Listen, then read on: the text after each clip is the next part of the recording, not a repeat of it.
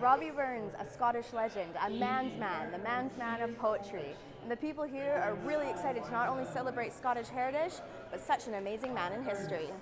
This is such an exciting event. We're having a marathon reading of Burns's poetry. We're going to set a record for the longest continuous reading of Burns anywhere in the world. As a Scot, Burns is the world's poet. He's one of the examples of Scotland going around the world, in this case in poetry. Well, I think Robbie Burns had some very important messages that are still applicable to people today.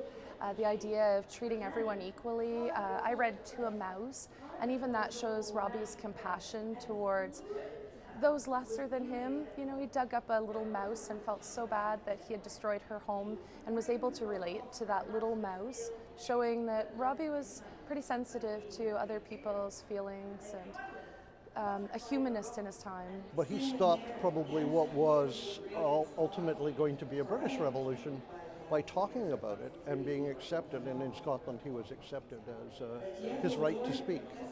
He was a romanticist too, and that's kind of nice. Bonny bird that sings, it minds me. Burns was a Scot. He was a Scottish patriot, but he was also a citizen of the world.